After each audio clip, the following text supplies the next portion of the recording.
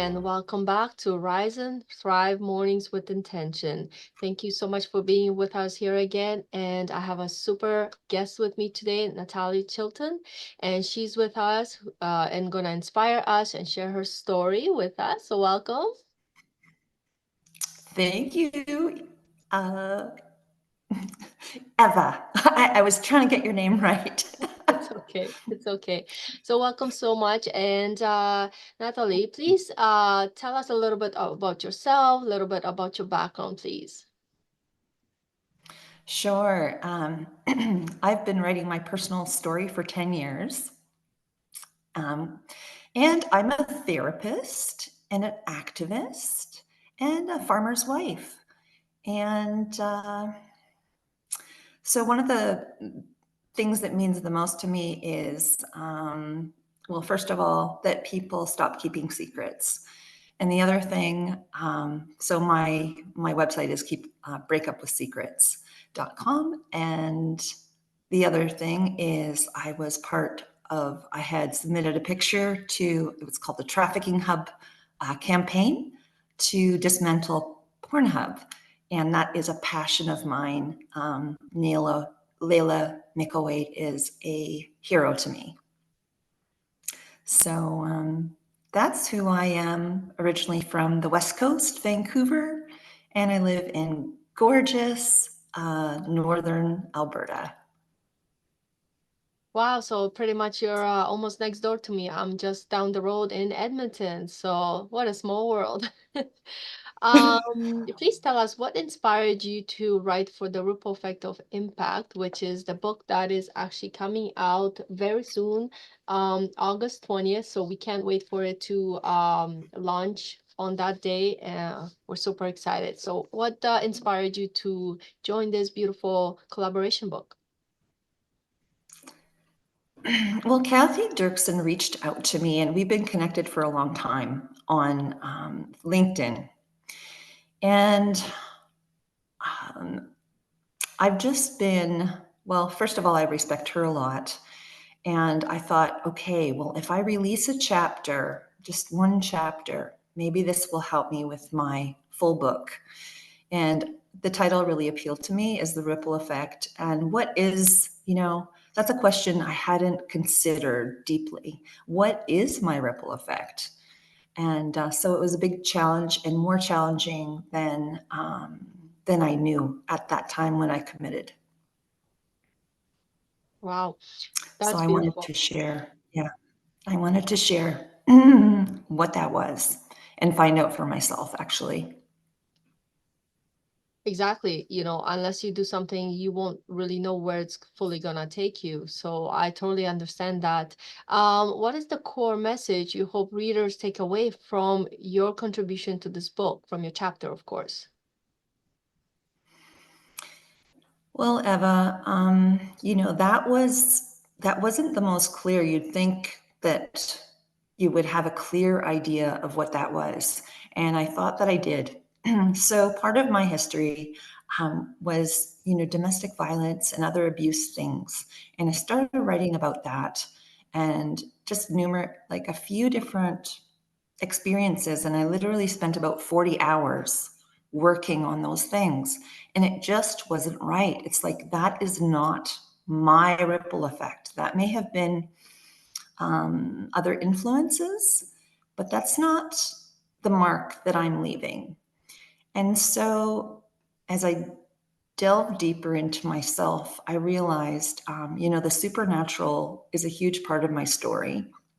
I grew up, we had a ghost in our house, and my mother saw things, spiritually, which she didn't want to see, but she kind of cut herself off from that. But I realized the supernatural was the biggest impact that I would have.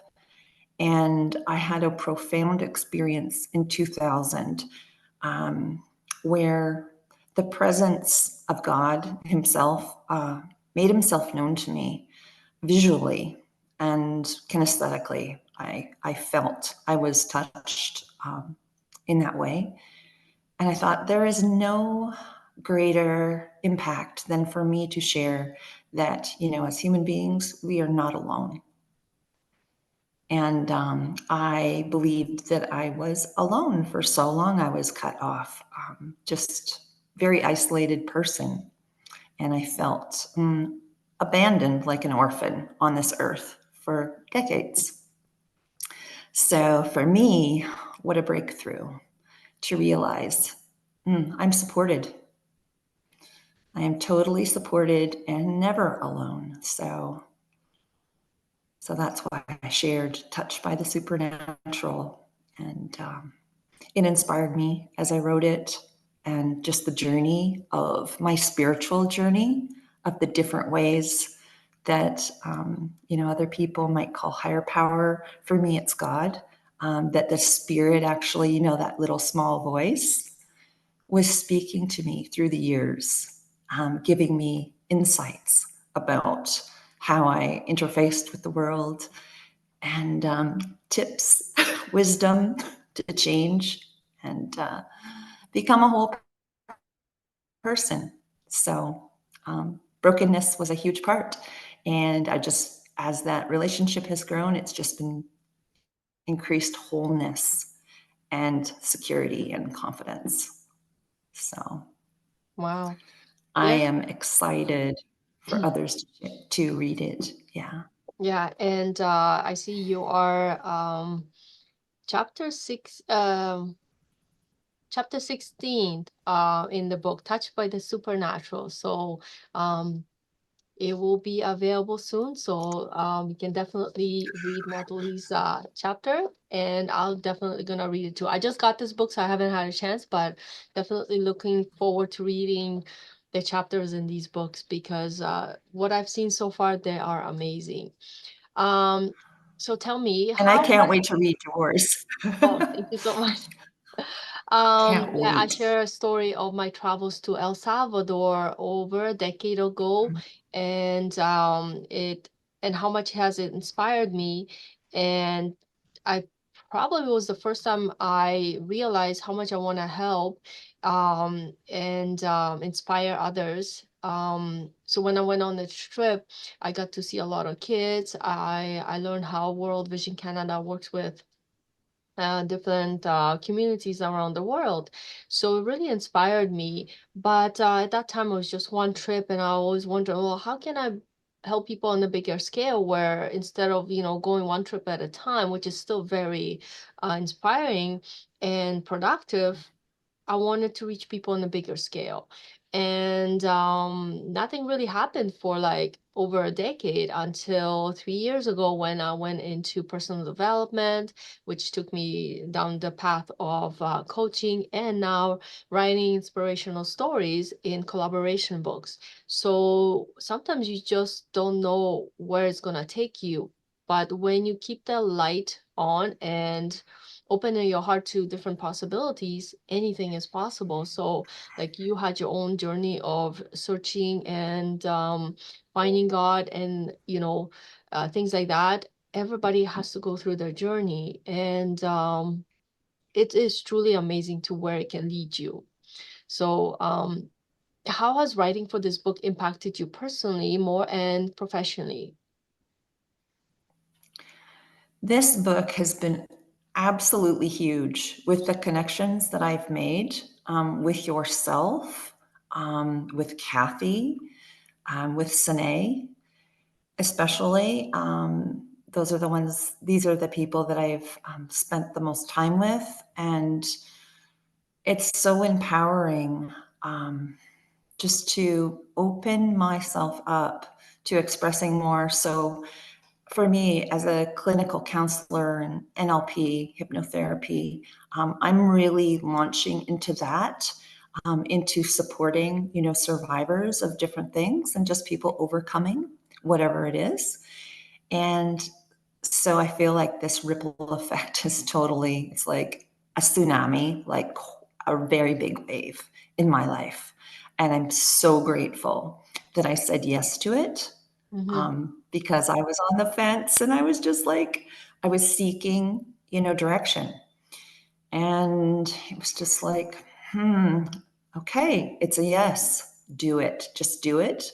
Jump in. So I did. And I'm Awesome. happy Yeah. I did. And we're so happy you're here. What were Thank some you. of the challenges you faced while writing your piece? You mentioned a couple of things here and there, but can you allow go into it in more detail, perhaps? And how did you overcome them? Sure. Well, I think first of all, I tend to be a lone ranger, and that's an old habit that I'm breaking. So, a big part of my challenge was my own, it's like neurological tracks in my brain that go to certain places habitually. And it's to broaden the perspective and get a higher vision. So, after writing and writing, I finally felt like I got on the right track, and I invested so much time, literally 30 hours, writing this piece. And I reached a level that just felt impossible. Like I was breaking down. The timeline was there. I needed to submit it. And I really felt like I had put everything that I had into it. And then I thought, my editor, so I reached out to my editor, April, and gave it to her. And she just gave a few words to bridge. She helped me to just helped me. And the fact that she was like holding my hand. So that's why I would recommend getting coaches. I didn't start getting coaches regarding my writing until late 2023, and I've been at this since 2014. So I feel like the overcoming part is having the support, having somebody that there's like a heart connection, and somebody who understands the content, and that just put me at ease. It Yes. gave me so much comfort just to know I don't have to do every single thing. And so I would recommend that reach out for support if you're doing something that's just out of your comfort zone. And this has been out of mine. Mm-hmm. And definitely. So I remember when I did my first collaboration book in Midlife Awakening, um, I've always wanted to write something, but it wasn't really coming. I sat on it for decades, or maybe just 2 decades. And then when I started writing, I'm like, what do I write? Like I was like deer in the headlights. But you know what? I had an editor too because I was writing something else at the same time. So you're absolutely right. It is so nice to have that feedback, that second opinion or third sometimes, and this way somebody can guide you. It's like, have you thought about this? Have you thought about that? Because I tend to do things on my own too a lot. I'm like that, lone ranger in some of the things. Like I travel a lot by myself and so on. So writing the book, I was also almost on my own, because also not everybody in my immediate circle, family, for example, is into the things I do. So of course, sometimes you have to go out of what the norm and go out there, find people who share the same inspiration, things they want to do, and so on. So you can get ahead much faster, instead of like, oh, what do I do next? So yeah, my first book, I was also like, in a way, deer in the headlights. But when I did my second one, I was like, hey, this isn't so bad. This is actually easy. And I was able to Yes. expand more on it. Kind of went back to, the elementary days when you have to write a story. I'm like, okay, what's the proper way? How can I get people into reading it more? How can I change my writing so it's more inspiring, kind of goes together more? So it's kind of going back to the basics and then expanding from there. So it is definitely a beautiful journey. And just writing and pouring out your heart is the best part about it, because it will come. And sometimes I think on the ripple effect, I sat on that chapter for a long time. I'm like, I want to make it better. I want to make it better. So you push yourself just not only to share the story, but share it in a way that's even more inspiring, more catchy, to Mhm. get people to literally get off their butt and go do something bigger with their life, you know. So it is definitely worth it. Beautiful journey. And like I say to a lot of my students and clients, is like, you never know where it's going to take you, so go with it, expand and make your life as beautiful as you can. So can you share with us a story of from your experience that had a significant impact on someone's life? A story from my life that had a significant impact. Let's see. I'm sure you have many, but one that really sticks out that you like to share with us. Okay. There is, there's a lady, let's see. There's a lady that years ago, I used to be called to hotels to treat people. So elite guests at the Marriott, I used to treat them. And this one lady, she was in a lot of pain. And I used to kind of be like a doctor on call. And so massaging people and helping to reduce their stress and pain has been a huge ripple in my life. Thousands of people I've treated. And so I went there. I had to be there within about an hour. She was a speaker. And she ended up being this amazing woman. So there's a photo, it's called The Picture of the Century. And it was a little girl, it's called Little Girl Running. She was running out from the bomb that had um, um, from Hiroshima that had bombed, and she was running out of it. No, it wasn't Hiroshima, I'm sorry, but it's called Little Girl Running. It's the photo of the century. And this was this woman. She was this little girl who'd survived that.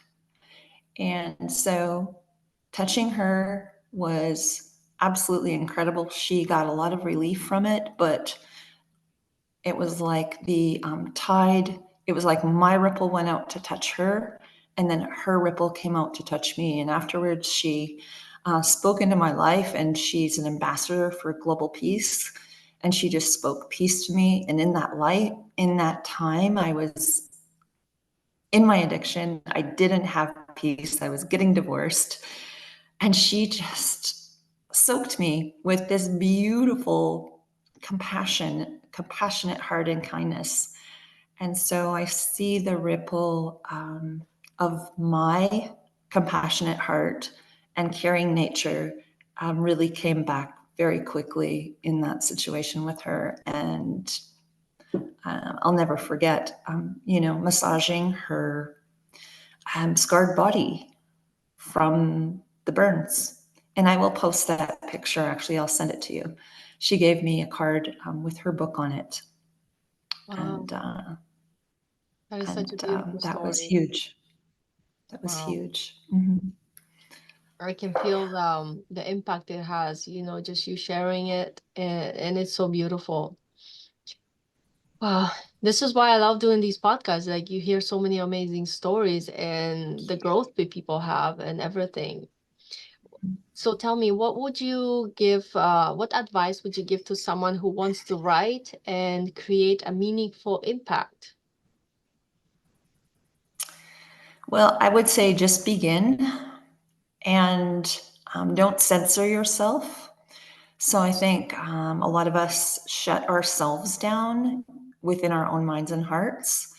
And so that paper is a place for you to just pour it all out, not worry about grammar, not worry about anything, because basically, as we start writing, it's called overwriting. We tend to just go too far, but there really is no too far, because when we're pouring out our emotions, there's a lot there when we're pouring out our life. And so, no censoring of self, let yourself express. Um, And then I would say get into, if you're serious about wanting to actually write a book, get into a group where you feel comfortable.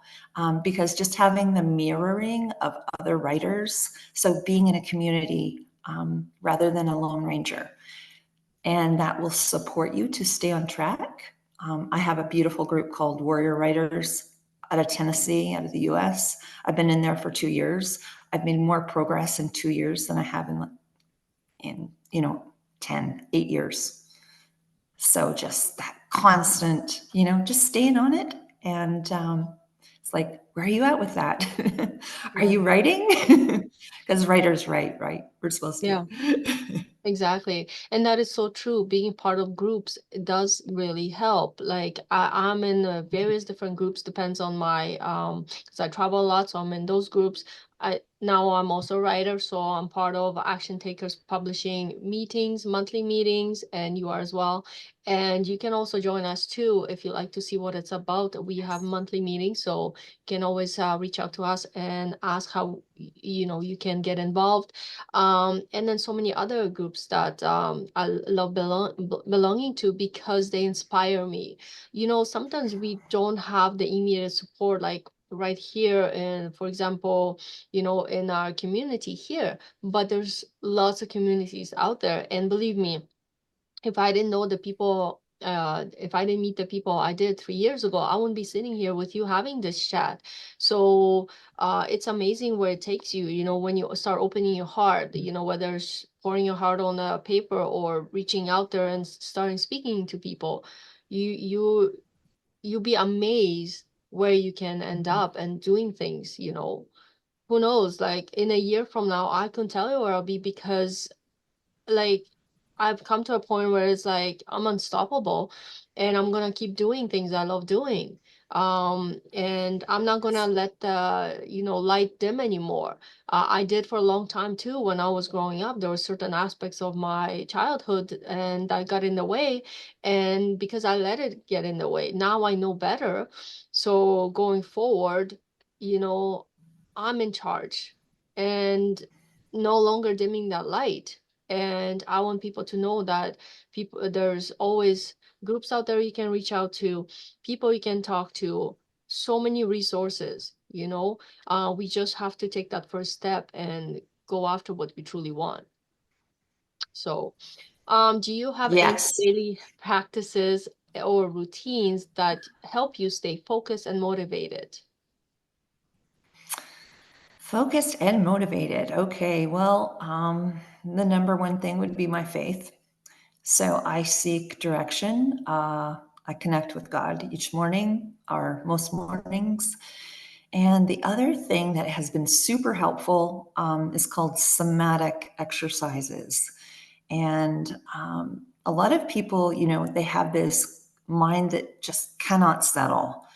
And it's like a wild animal. Basically, somatics is a nervous system release exercise. More than an exercise, it's just a practice of contracting and slowly releasing. And that's one of the hardest things to do when we're going so fast and we're pushing.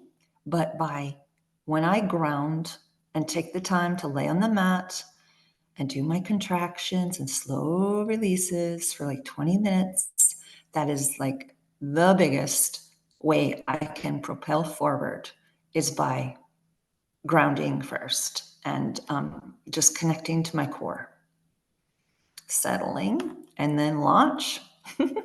Launch for the day. Exactly. So set that intention. Mhm. It's funny you mentioned that because I haven't done it for a long time, but usually I do it more often. But Sundays I like to really take the time to spend more time in nature again. I used to do it a lot more, but sometimes we do get a little bit busier. So I sat there in the garden yesterday and I just put my feet on the ground and no shoes, nothing. And it felt so good to ground yourself again, to feel Mother Nature and just be, in that natural beauty, peace, whatever, tranquility, whatever you want to call it. It felt so good to go back to it. I'm like, why don't I do it more often? So going forward, start doing it more often because it is really That is important. so good. Yeah. Me too. Nature. I'm surrounded by nature, so I'm Yeah. always going outside to soak it in. Yeah. Mhm. Yeah. Thank you And, so much. we are outside, but sometimes we just like we rush.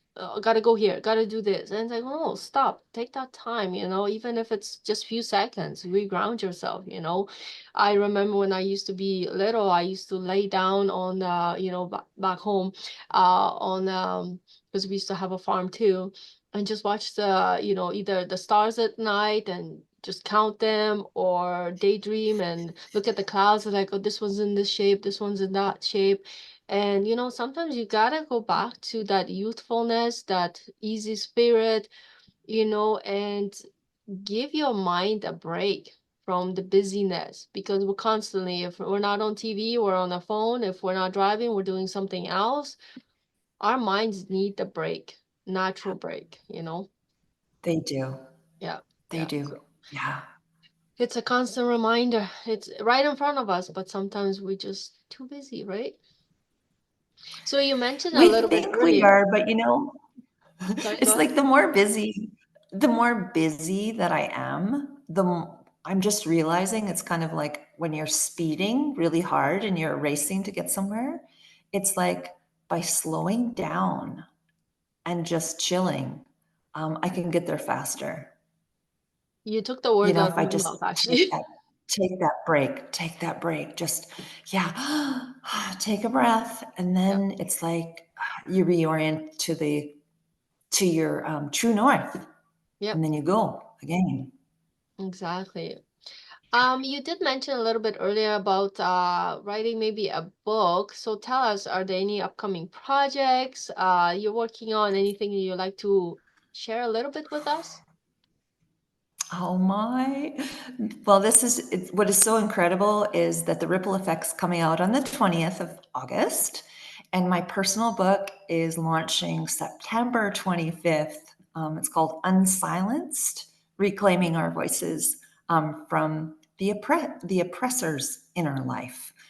And so my 10-year project is finally coming to be released. So I'm really Congratulations. excited. Oh, Oh, I'm I'm so so excited excited. for you. I've been holding this thing for so long. I'm ready to release it. Ready to let it go and be wild Mhm. and spread and impact people all over the world. Yay! Oh, I'm so happy for Yeah. you, and I can't wait to see it and read it, and cheering you on, my dear. Um, how do you personally define success, and how has that definition evolved over time for you? My definition of success. For much of my life, and I keep going to the darkness, but I spent a lot of time there. So before, I never really had a definition for success. So even when I got my neurolinguistics degree, I still felt like I was losing. I felt like a loser deep in my identity. So my definition of success, I think before, people pleasing was too big in my life.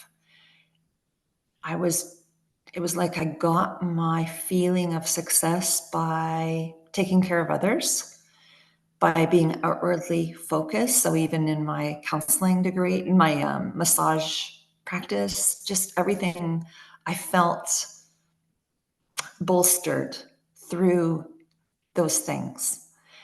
And now my definition of success is, and I keep repeating that because I need to get it into myself even more, is accepting myself more is success for me.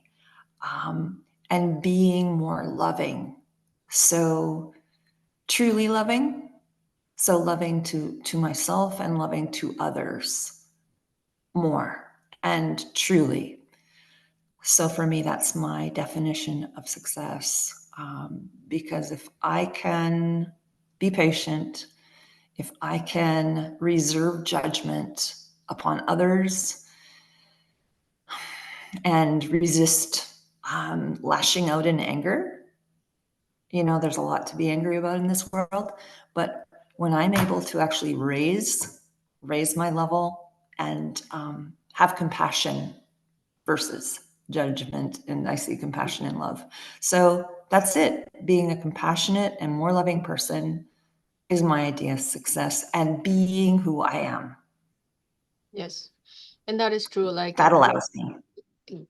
yes, and it's true. We gotta love ourselves first, because if we're not loving ourselves, how can we possibly share that, out there?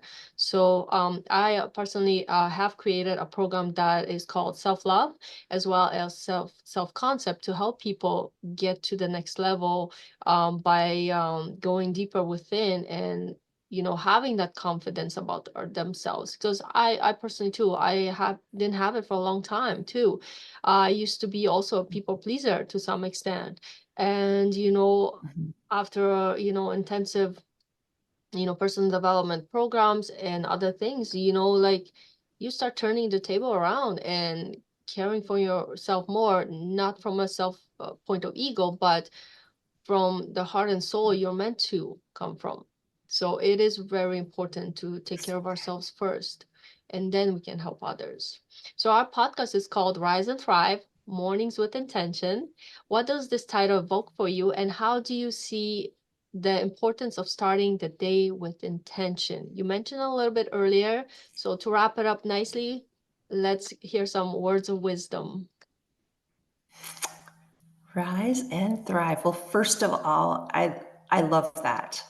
Um, so setting that, just those words in themselves, because I really feel like we build our life upon the words that we meditate upon, or that are even in our mind at all.